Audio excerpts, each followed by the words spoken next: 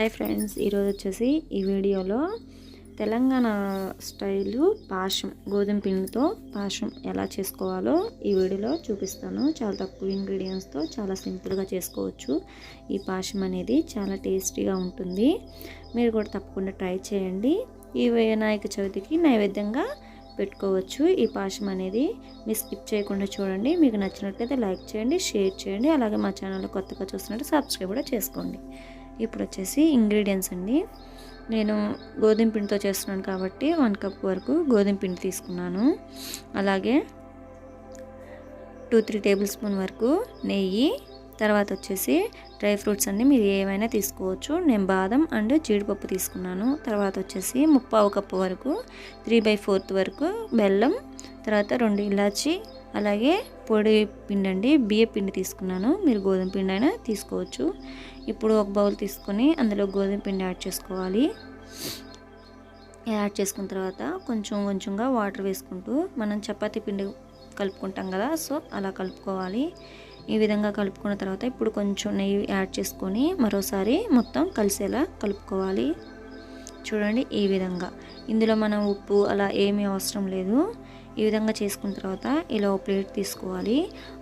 ప్లేట్లో పొడి బియ్య పిండి ఏదైనా మీరు పొడి పిండి అనేది వేసుకోవాలి. ఇలా వేసుకున్న తర్వాత మనం కలిపి పెట్టుకున్నాం కదా గోధుమ పిండి, ఈ గోధుమ పిండితో చూడండి ఈ విధంగా తాలికల్లాగా చేసుకోవాలి. ఈ విధంగా చేసుకొని ఇలా 2 చేతులతో ఇలా అనుకున్నట్లయితే మనకి తాలికలు అనేవి రెడీ అయిపోతాయి. మీరు పొడుగ్గా అయినా చేసుకోవచ్చు, చిన్నవైనా చేసుకోవచ్చు ఫ్రెండ్స్. నేను ఈ విధంగా మొత్తం కూడా ఇలా రెడీ చేసి పెట్టుకున్నాను. ఇవి బియ్య పిండితోనే చేసుకోవచ్చు. గోధుమ పిండితో కూడా టేస్ట్ చాలా బాగుంటుంది. ఇప్పుడు వచ్చేసి ఇలా చేసి పెట్టుకున్న తర్వాత స్టవ్ ఆన్ చేసి ఇలా కళాయి పెట్టేసుకోవాలి. అది హీట్ అయిన తర్వాత ఇందులోకి ఒక 2 టేబుల్ స్పూన్ వరకు నెయ్యి యాడ్ చేసుకుందాం. నెయ్యి యాడ్ చేసుకొని హీట్ అయిన తర్వాత నేను బాదం పప్పు అనేది ఈ విధంగా కట్ చేసి పెట్టుకున్నాను ఫ్రెండ్స్. ఇప్పుడు వచ్చేసి ఇవి మనం ఫ్రై చేసుకోవాలి. ఫ్లేమ్ అనేది మీడియంలో ఉంచుకొని మనం బాదం జీడిపప్పు ఫ్రై చేసుకోవాలి. మీరు కిస్మిస్ అయినా వేసుకోవచ్చు, కర్బూజా గింజలు అలా ఏవైనా వేసుకోవచ్చు ఫ్రెండ్స్. ఇవి ఫ్రై అయిన తర్వాత ఒక గిన్నెలోకి తీసుకోవాలి.